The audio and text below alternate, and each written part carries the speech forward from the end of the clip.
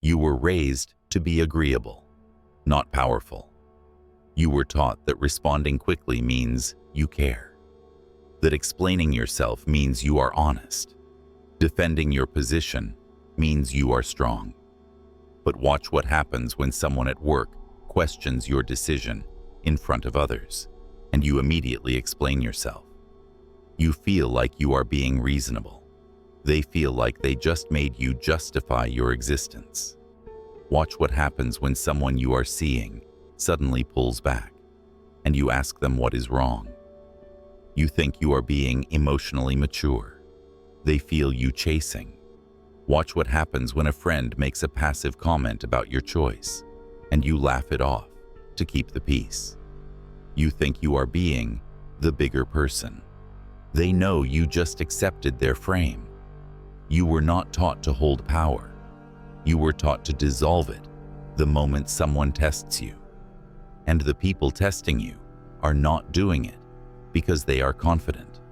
They are doing it because they feel inferior. Machiavelli understood this completely. He did not write about cruelty for the sake of dominance. He wrote about the mechanics of how power is taken and lost. And one of his sharpest observations was this: the people who attack indirectly are the ones who cannot afford to attack directly. They feel inferior, so they destabilize you instead. They undermine, they question, they imply. And if you react the way you were trained to respond, you hand them the very authority they do not deserve. This script will show you 7 psychological reversals that expose how indirect aggression works and why people who use it are signaling their own weakness. Most of you will not finish this. You will feel uncomfortable halfway through and go back to scrolling. That is fine.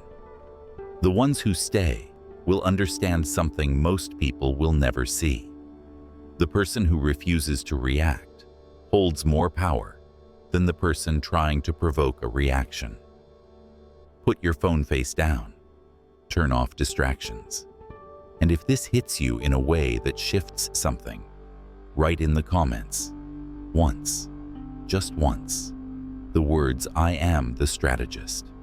Not for me, for you. To mark the day you stopped playing defense.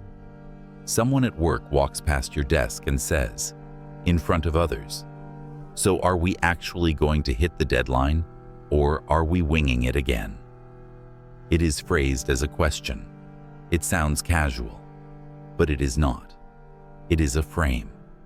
And the moment you respond by explaining the plan or defending the timeline, you lose. Because you just accepted the premise. The premise that you owe them an explanation. The belief that their doubt has authority. The premise that you are now being evaluated instead of operating. Machiavelli said the prince must never place himself in a position where he depends on the will of others. That applies here. When you explain yourself to someone who has no authority to question you, you give them authority. You make their doubt legitimate. You turn their insecurity into your burden. And here is what they know that you do not. They are not asking because they care about the deadline. They are asking because they want to see if you flinch. If you defend, you flinch. If you explain, you flinch. If you justify, you flinch. And now they know. You can be managed. The correct response is not defense. It is dismissal. You look at them for 1 second longer than is comfortable. Then you go back to what you were doing. Or you say something, as we will see, and you let the silence do the rest. That is not rude. That is a refusal. You refused their frame. You refused their authority. You refused to step into their evaluation. And that refusal flips the entire interaction.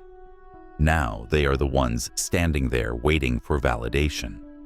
Now they are the ones who overplayed their hand. Indirect aggression only works when you accept the bait. The moment you stop explaining yourself to people who have not earned an explanation, You stop being controlled by them. You are talking to someone you have been seeing for a few weeks. The energy has been good. Then suddenly they go quiet. They take longer to reply. Their tone shifts. You feel it. And your instinct is to ask what changed. You think that is communication. It is not. It is a reaction. And reactions give away leverage. Here is what happened. They created distance to see what you would do. They may be testing interest. They may be managing multiple options. Maybe they are just bored and want to know if you chase. It does not matter. What matters is that the moment you ask what is wrong, you hand them the frame. You make their withdrawal your problem. You turn their silence into something you now have to solve. Machiavelli said, "Men are more ready to repay an injury than a benefit." Because repaying a benefit feels like a burden. But to repay an injury feels like justice. When someone pulls back and you chase, you are giving them an advantage they did not earn. You are rewarding their distance with your attention. And psychologically, that does not make them value you more. It makes them feel justified in pulling back further, because now they know you will close the gap.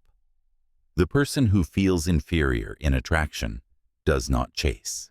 They withdraw and wait to see if you notice. If you do notice and you react, they win.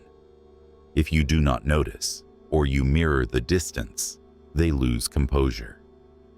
This is not a game. This is a test of the frame. The person who is less invested controls the interaction, not because they care less, but because they are not handing their emotional position to the other person for evaluation. So when someone goes quiet, you go quieter. When someone takes hours to reply, you take longer. Not out of spite, out of refusal. You refuse to chase. You refuse to explain. You refuse to audition for someone who has just removed themselves from your list of priorities. That refusal is not cold. It is clarity. It shows them exactly where they stand, and it forces them to make the next move from a position of uncertainty, not control. You are in a group. Could be friends, could be family. Someone comments on a decision you made. They do not say it directly. They say it sideways. "Oh, that is interesting. I did not know you were into that now." Or they say, "It must be nice to have that kind of time." It sounds harmless, but it is not. It is a status check. They are seeing if you will defend yourself, if you will justify, if you will shrink. And most people do. They laugh. They downplay. They say something like, "Yeah, I'm just trying something new," as if they need permission. That response is not humility. It is a submission. You just told the group that this person has the right to evaluate your choices. You gave them social authority they did not earn. Machiavelli understood that in group settings, perception is power.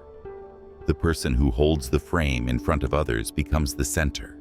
The person who breaks the frame becomes the supporting character. When someone throws a passive comment at you in front of others, they are not trying to hurt you. They are trying to position themselves. They are trying to subtly place themselves above you in the social hierarchy by making you react. The indirect nature of it is the giveaway. If they felt secure, they would speak plainly. If they felt superior, they would not need to imply.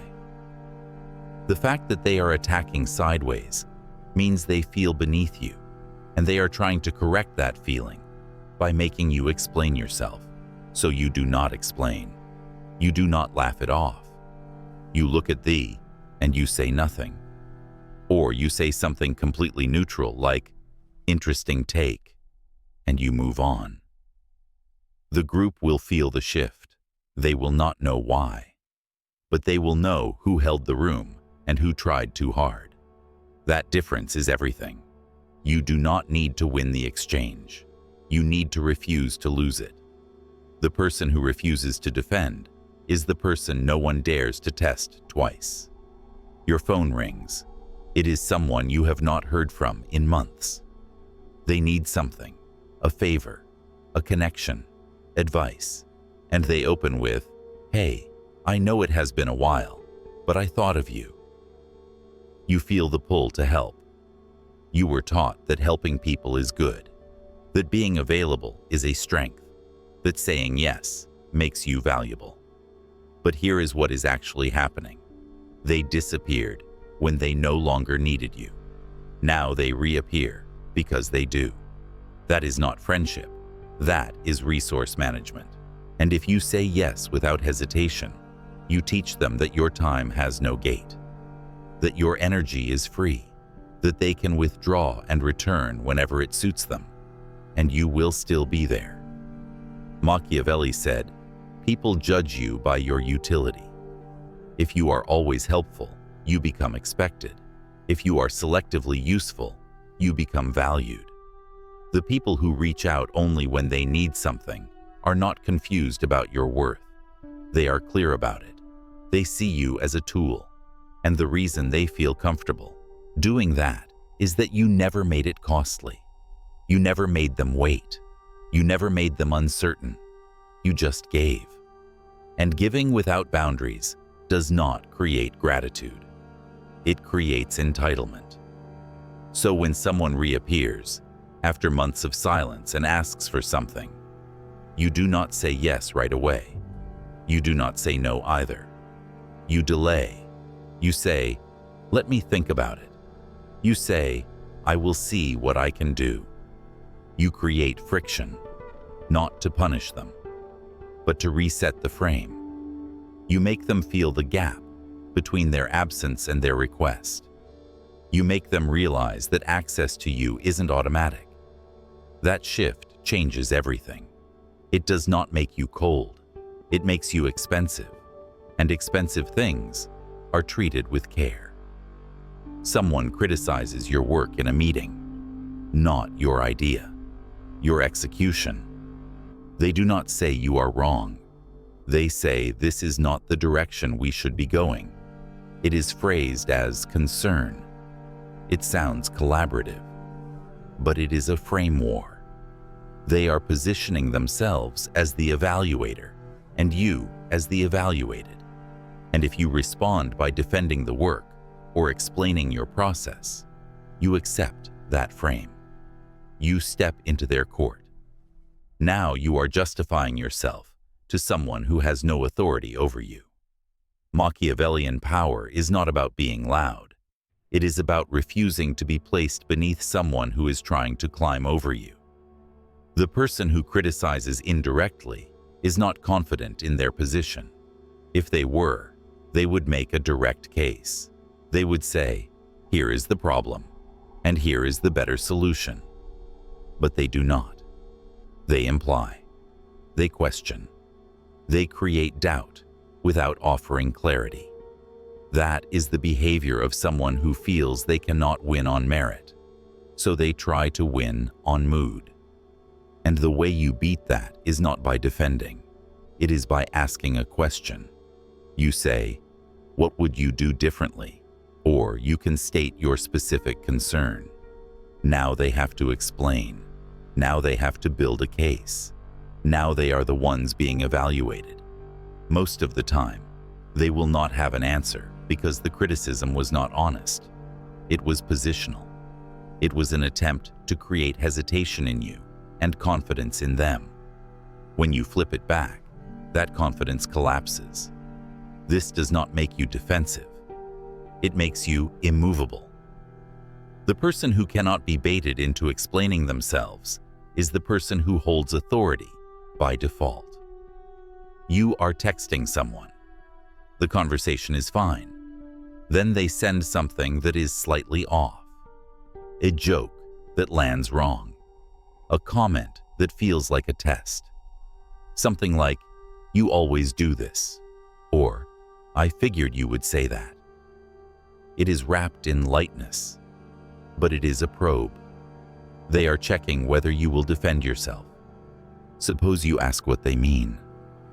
Suppose you clarify or fix the tension, and the instinct is to do precisely that, because you were taught that clearing things up is mature. But in power dynamics, clarity is not always strength. Sometimes clarity is submission. When you rush to explain yourself or smooth over tension that someone else created, you take responsibility for their discomfort. You become the one trying to fix the frame, and that makes you the one who is affected. Machiavelli said it is better to be feared than loved if you cannot be both. That does not mean cruelty. It means respect. And respect comes from the understanding that someone else's mood does not manage you. When someone sends a message that feels like a test, you do not rush to answer. You let it sit. You reply hours later. You match their energy, or you go under it. You do not explain. You do not defend. You continue as if nothing happened. That non-reaction is the reaction. It tells them their test did not land. It implies you are not destabilized. It tells them they will have to speak plainly if they want a real conversation. Most people will not, because the indirect approach only works if you take the bait. When you stop biting, they stop casting. Now, let us talk about what happens when you keep playing defense, when you keep explaining, when you keep reacting, when you keep trying to smooth over the tension others create. You become invisible. Not loud, invisible. Quiet, invisible. You are still in the room. People still talk to you, but you are no longer respected. You are managed. They know you will adjust. They know you will explain.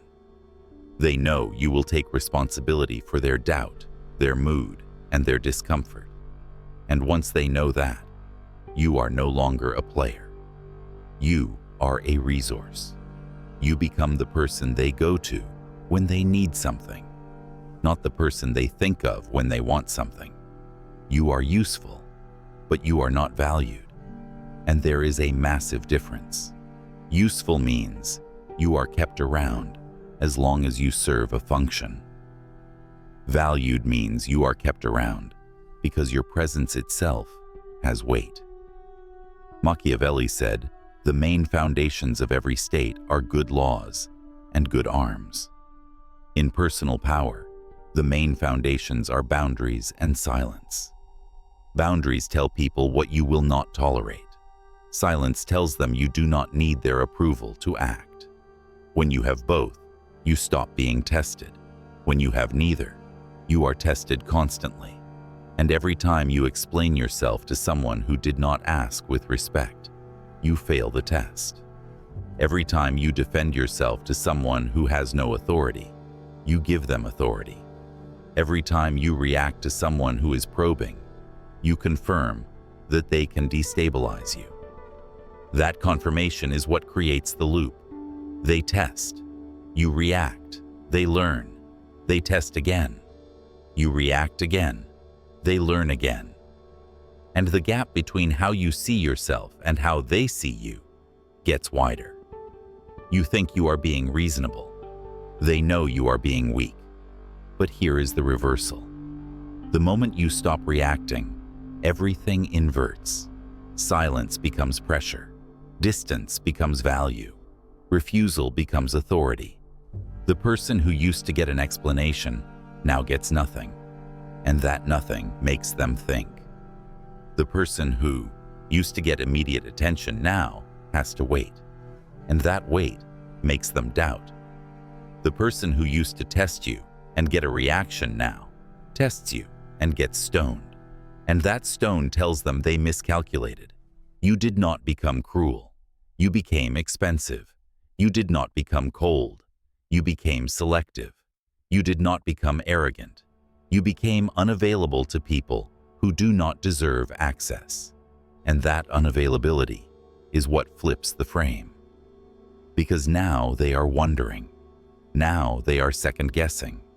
Now they are the ones feeling inferior, which was always the truth. They attacked indirectly because they felt beneath you. You did not see it. You thought their criticism was honest. You thought their doubt was legitimate. You thought their passive comments were harmless. But they were not. They were positioning. And the moment you stop accepting their frame, they lose the only leverage they had. Machiavelli said that men generally judge more by the eye than by the hand. Everyone can see. Few can feel. Most people react to what they see. The insult, the criticism, the distance, the test. But the people who hold power respond to what they feel. The insecurity behind the insult, the inferiority behind the criticism, the fear behind the distance, the weakness behind the test. When you see that, you stop taking it personally. You start seeing it structurally. And once you see it structurally, you stop playing their game. So here is what you do. Starting today, you stop explaining yourself to people who have not earned an explanation. You stop defending your choices to people who are not affected by them. You stop chasing people who create distance to see if you will close it. You stop smoothing over the tension that someone else created to test you. You stop being available to people who only reach out when they need something. You stop reacting to comments that are designed to make you react. You do not announce this. You do not explain this. You do it. And you watch what happens. Some people will disappear. Let them. They were only there because you made it easy. Some people will push harder. Let them. That push is proof that they feel you slipping out of their control. Some people will finally speak plainly. Good. That is respect. You forced them out of the indirect frame and into a real conversation. And some people will do nothing. They will stop testing you because they realize you are not the person they thought you were. You are not the person who explains. You are not the person who chases. You are not the person who reacts. You are the person who holds the frame. And frame is the only currency that matters. This is not cruelty. This is clarity. This is not a game. This is a structure. Machiavelli did not teach manipulation. He taught awareness. He taught that power is not taken by force. It is handed over through hesitation, through explanation, through reaction, through the need to be liked. The moment you stop needing to be liked, you become difficult to control. The moment you stop needing to be understood, you become difficult to manipulate. The moment you stop needing to be right, you become difficult to bait. And the people who used to test you will feel that shift before they understand it. They will not know what changed. They will know that you are no longer soft.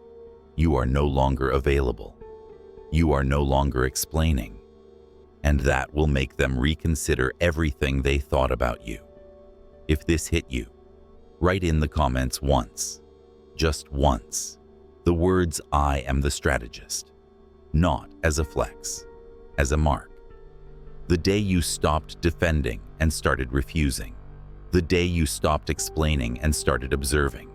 The day you stopped being useful and started being valued.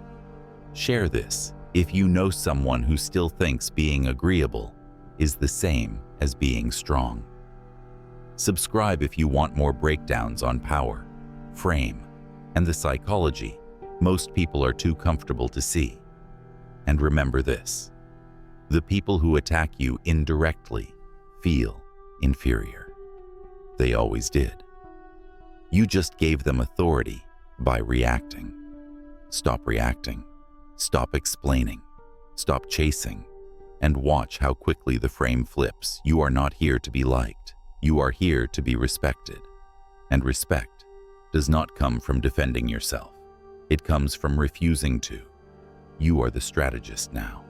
Act like it.